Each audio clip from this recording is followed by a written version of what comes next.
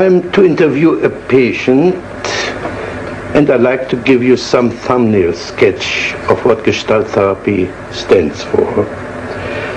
Gestalt therapy is working on an equation: awareness equal present time equal reality.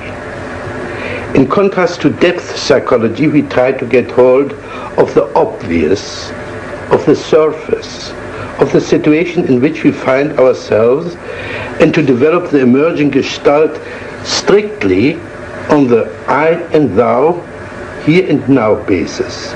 Any escape into the future or the past is examined as a likely resistance against the ongoing encounter.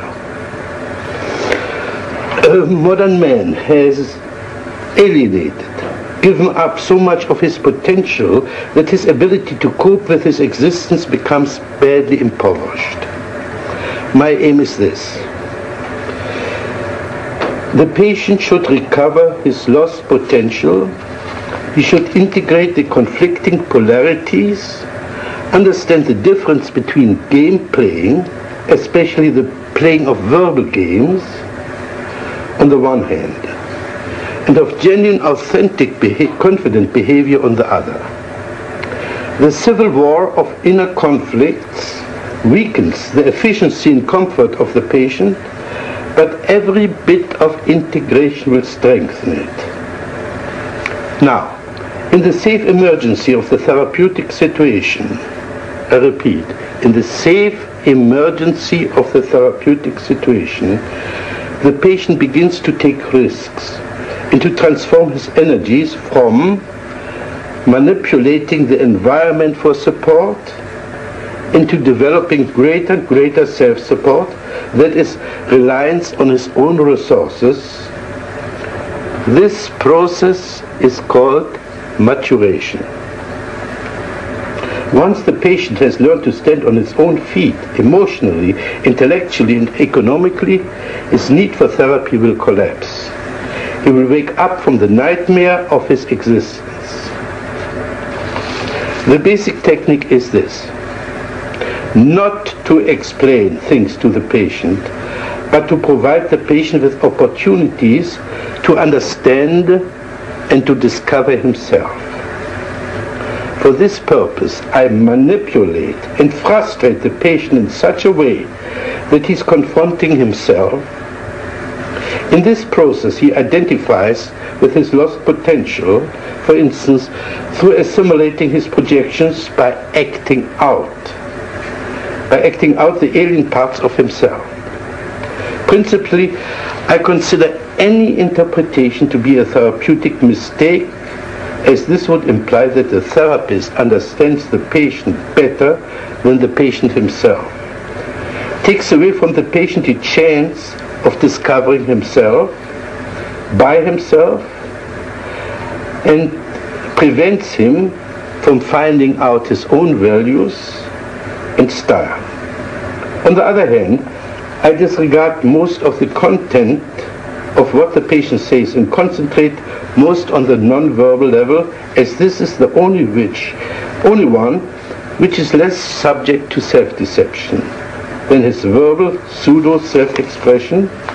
On the non-verbal level, the relevant Gestalt will always emerge and can be dealt with in the here and now.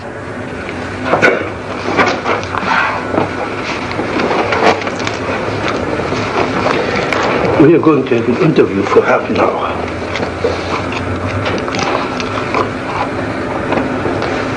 Right away, I'm scared.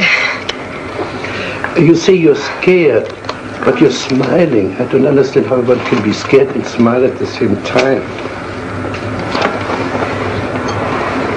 And I'm also suspicious of you. I think you understand very well. I think you know that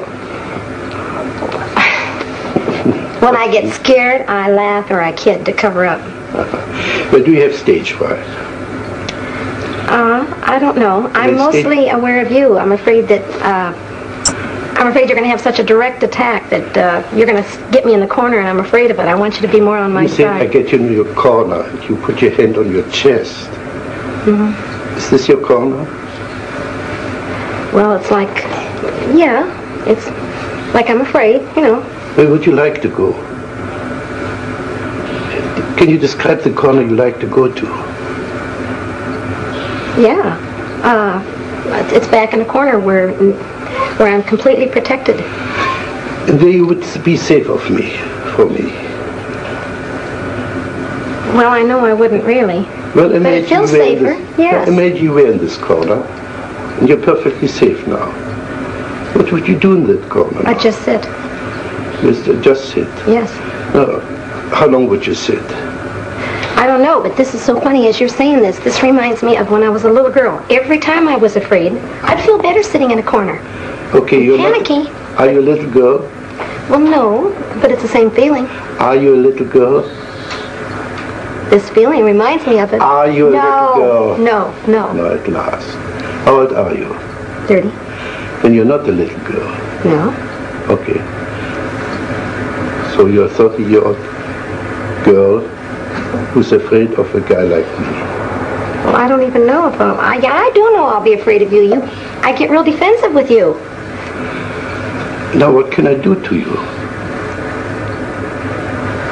You can't do anything, but I can sure feel dumb, and I can feel stupid for not having the right answers. Now what would it do for you to feel dumb and stupid? I hate it when I'm stupid. What would it do for you to be dumb and stupid? But I put it so, like this. What would it do to me if you would play dumb and stupid? It makes you all the smarter and all the higher above me. Then I really have to look up to you because you're so smart, yeah. Oh, yeah. And butter me up right and left. No, I think you can do that all by yourself. I think the other way around. If you play dumb and stupid, you force me to be more explicit. That's been said to me before, but I don't buy it. I don't believe What are you doing with your feet now? Wiggling them. What's the joke now? Oh, I'm afraid you're going to notice everything I do. Gee. Don't you want me? I want you to help me become more relaxed, yes. I don't want to be so defensive with you. I don't like to feel so defensive.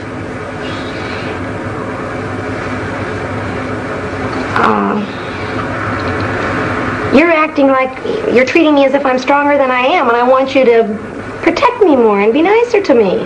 Are you aware of your smile? You don't believe a word what you say. I do too, but I know you're going to pick on me for it. Sure, you're bluff, you're phony. Do you believe, you're meaning that seriously? Yeah. If you say you're afraid and you laugh and you giggle and you squirm, it's phony. You put in a performance for me. Oh, I resent that very much. Can you express it? Yes, sir. I most certainly am not being phony. I will admit this. It's hard for me to show my embarrassment, and I hate to be embarrassed. But boy, I resent you calling me a phony. Just because I smile when I'm embarrassed or I'm put in a corner doesn't mean I'm being a phony. Wonderful, thank you. You didn't smile for the last minute. Well, I'm mad at you. That's right. You didn't have to cover up your anger with your smile. Now, in that moment, in that minute, you were not a phony. Well, at that minute I was mad, though. I wasn't embarrassed. In other words, when you're mad, you're not a phony. I still resent that. I'm not a phony when I'm nervous. Again. I want to get mad at you. You know what I'd like to do? I want you on my level, so I can pick on you just as much as you're picking on me. Okay, pick on me.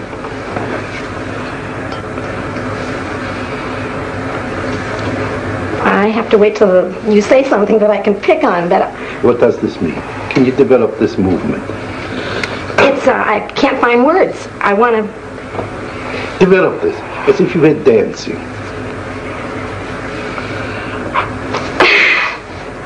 I want to start all over again with you.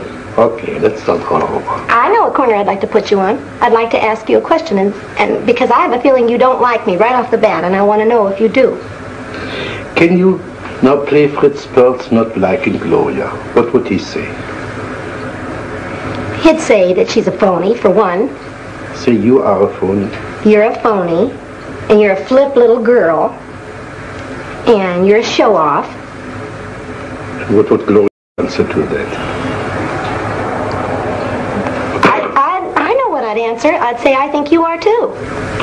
Now say, tell this to me. Tell me what a phony I am. Well, I'm... Say, Fritz, you're phony. Well, phony's not quite the right word, but it's more like a show-off. A show. Like you know all the answers. Yeah. And I want you to be more human, and that doesn't seem very human to me. To know all the answers is not very human. Yeah, to right away find out how I'm kicking my feet, and why am I doing like this? Why are you doing like that? Oh dear, I've got eyes, I can see you're kicking your feet. I don't need a scientific computer to see that you're kicking your feet. What's big about that? You don't need to be wise to see that you're kicking your feet. I know, but it seems like you're trying to find some reason for it. I don't. With your imagination. Okay, I know what I'd like from you. Can I tell you what I'd like from you? Yeah. I'd like you to be aware that I'm kicking my feet, and to be aware that I'm giggling when I'm really nervous, and accept it instead of putting me on the defense of having to explain it. I don't want to have to explain why I'm doing these things. Did I ask you to explain it? You said, why am I? Or what am I doing? No. Well, what am I doing, you said. That's right, kicking your feet. I didn't ask you to explain it. With your imagination, that's not this Fritz, it's the Fritz of your imagination. It's a big difference.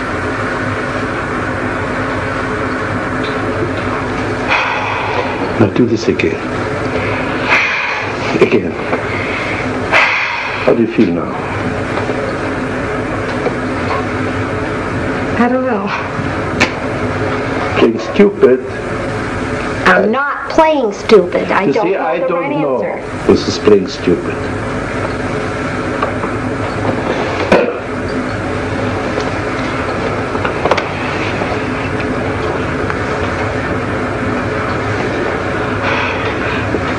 You did something with your hair there. Is by any chance something in my hair what you object to? No. No. Okay.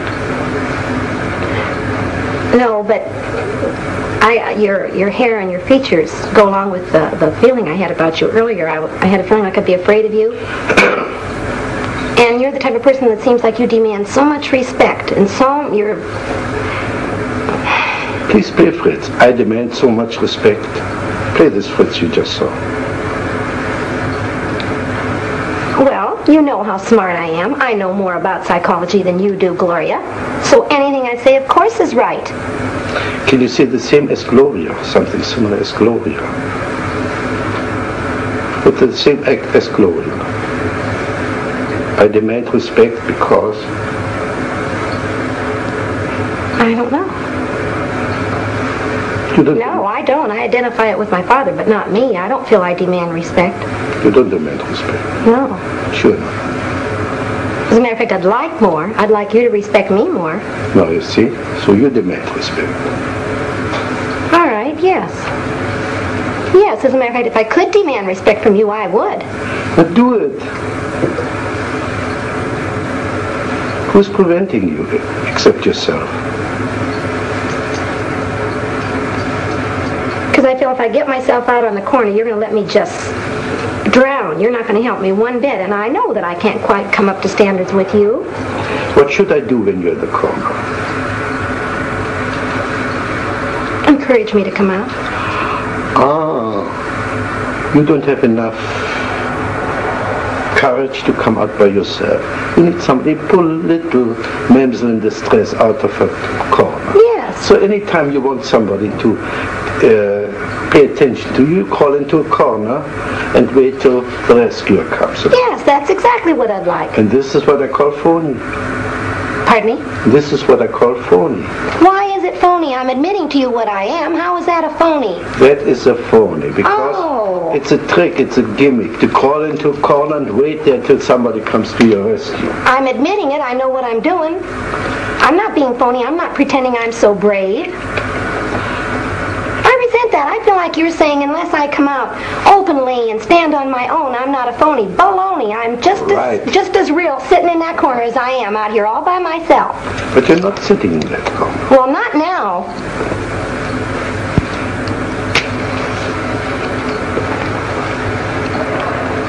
And besides that, it's like passing judgment when you call me phony. I just hate that anyway. Now we're getting somewhere. I call anybody phony who puts on an act. And if you like somebody and you want to meet this person, to go to this person, tell him, I would like to meet you, I would call not phony.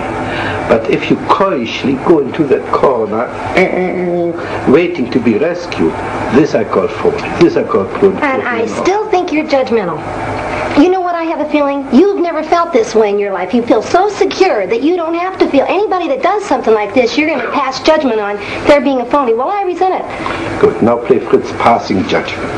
You are. You're sitting up there in your big old Fritz. chair. I am Fritz. I pass judgment. Pass judgment on me now. I don't feel close to you at all, Dr. Perls. I feel that's phony. I feel like you're playing one big game. Right. Sure, we're playing games, but in spite of the games, I think I've touched you now and then. I think I hurt you when I called you a phony. Well, of course you did. And I think I hit a bullseye. That's why you feel hurt. I don't know. All I know is when I feel the way I feel with you right now, it's like you don't have feeling. Fine. Now, exaggerate this. What you just did. That's it. Now, talk to me like this. I can't. I want to laugh. I'd like you to be younger than me so I could really scold you. How old must I be? My age, 30. Good, I'm 30 now. Imagine I'm 30. And now you're scolding. Okay, don't be so cocksure of yourself. Don't think you're so doggone smart. Don't act so proud because you've never been in the corner. I think you can be just as big a phony, parading around like you're so damn smart and you know all the answers as much as me sitting in my corner. Oh, and I like the feeling of you being younger. Yeah. I'd like to embarrass you. Yeah. Embarrass me. Well, Tell me what you wouldn't get embarrassed. You seem unaffected. Tell me, embarrass me. Tell me how old, how ugly I am. You don't look old and ugly, you look distinguished. And that's all the more on your side. If you look so distinguished, then see. That's more on your side, too. Well, Gloria, can we say one thing? We had quite a good fight. No, I know. No. I don't think you're fighting with me. But I felt you came out quite a bit. Well, I'm mad at you. Wonderful. But you seem so detached. You don't even seem to care that I'm mad at you.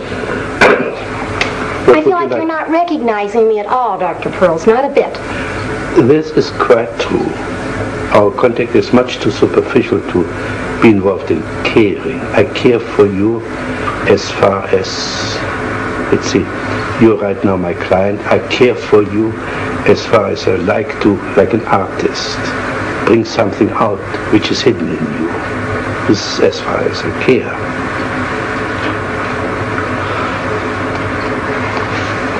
Well, I'd like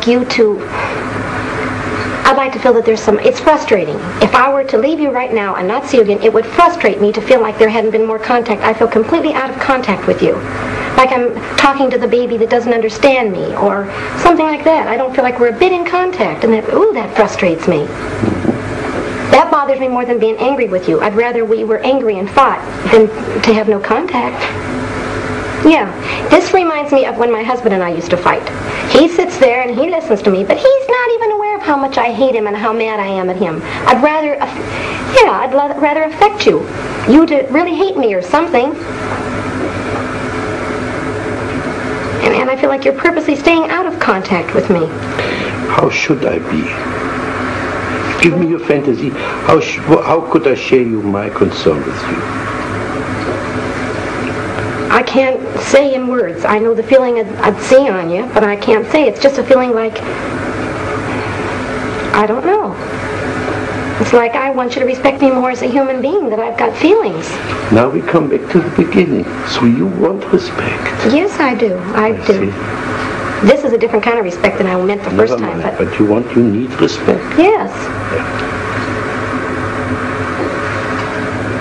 I respect you so much as a human being that I refuse to accept the phony part of yourself and address myself to the genuine part. Right now, the last few minutes, you were wonderfully genuine. You were not playing anymore. I could see you were really hurting. Well, I don't feel I've got a right when I don't like somebody or I disagree with somebody's doing. If I should respect them, if they're above me, they're superior to me, I don't feel I've got a right to really, really tell you how mad I am at you. That's garbage. You're not jacketing. You're getting back into your safe corner. Well, that's the way it feels. That's what the safe corner feels like to me. That's right. Now go back to your safe corner. Because we have to part very soon. You stayed in your safe corner. You came out for a moment.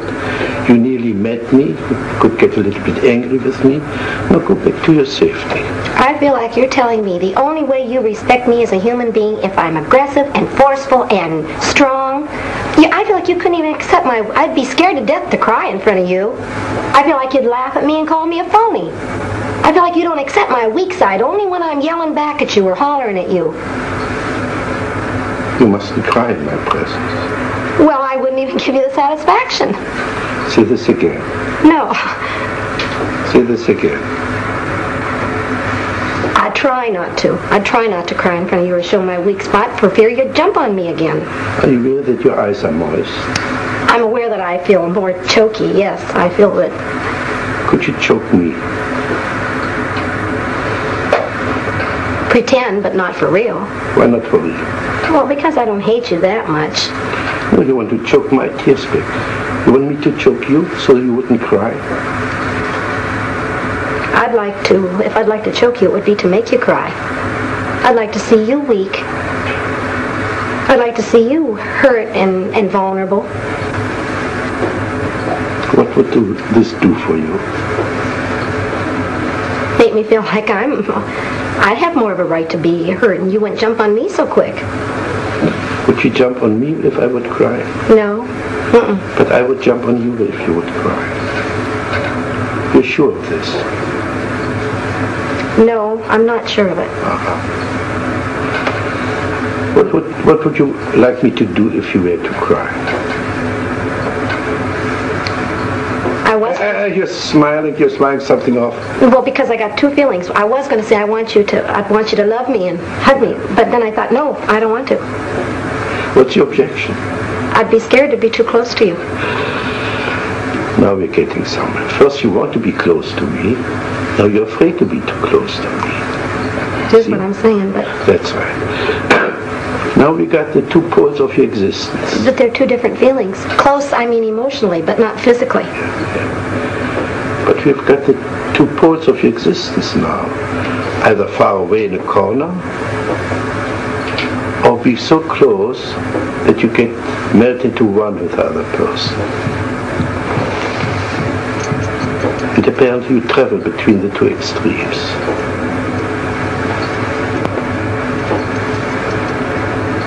I do. You know what I'm thinking? When I am really hurt and really upset about something, and I want someone to love me, like my girlfriend will do it a lot, and she'll come up to hug me, I don't want it. Exactly. See? That's what I'm talking about. You cannot sustain contact.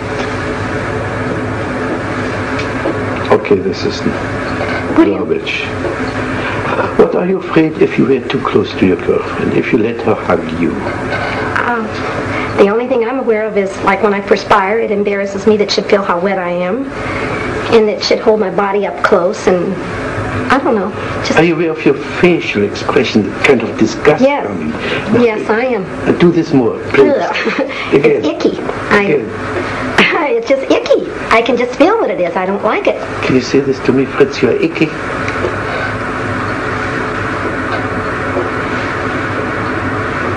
No. No? What's your difficulty? Because I feel like if you really believe me, that would hurt your feelings. Oh, you mustn't hurt my feelings. Well... I thought I was so indifferent, as you said before, that nothing could touch me. No. Now you suddenly discovered a way to touch me, isn't it? Well, you know what I believe? I believe you're the type of person sort of like me, that you act like it wouldn't hurt your feelings, but it really would. You act strong, but you're soft and vulnerable inside there too. I think your feelings could be hurt, sure. But I don't think you'd show it very easy. What would I do? How would I conceal my feelings? By turning it back on me? by saying, now, what did you get from that, Gloria? You turned the whole thing back on me instead of showing how hurt you were. Now, can you say this to Fritz? What did you get out of this, Fritz? Say this to me. What'd you get out of what? What you just said, just a sentence. Sure, I know what you'd get out of it. If I said, what did you get out of this, Fritz, you'd say, nothing. It didn't bother me. It was you that did it. You still wouldn't let me know you were hurt. But I know what it would be if you told your true feelings, that you didn't want to show you're hurt, so you covered it up. Same way with me in the corner. Now, if I were hurt, if I would cry, what would you do with me? You wouldn't be so superior to me. You'd be more vulnerable, and I could pacify you and make you feel better. You could hug me. Yes. And I could be the baby. Yes. Yes. I'd like that. You'd feel more on my level. I wouldn't have to feel so dumb with you. And the other way around, you would have to be my baby. If you would cry, you would like to play the baby and be comforted and hugged and poor thing. Well, I'd like that too. But I tell you something, Gloria. I think we came to a nice closure. I think we came to a little bit of understanding.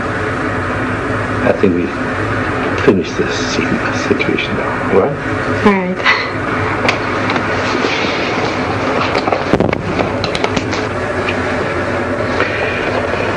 The demonstration was, in my opinion, quite successful and consistent with my theoretical outlook. The avoidance of the genuine encounter manifested itself in three ways. The patient was first taking control by putting on a smiling, sophisticated, phony mask of oscillating between a pretense of being frightened and yet at the same time having me figured out, thus being or believing to be fully in control of the situation. Secondly, she was withdrawing by fantasizing of hiding in a corner. Thirdly, she was blocking the real encounter of melting through crying, which then would have been the real emotional meaning of this meeting. The patient was capable of identifying herself with several fantasies she had projected onto me. This was especially evident with regard to her initial denial for a need to be respected. The need for environmental support started to come out besides her need to get respected. It was verbalized in her wish to be cared for, rescued from the corner, and so on. I broke off the session when the first tears began to appear. She began to play the role of the lonely child and apparently wanted to be hugged and comforted. But here too the assimilation of her projection began to work, and she began to experience holding me like a baby.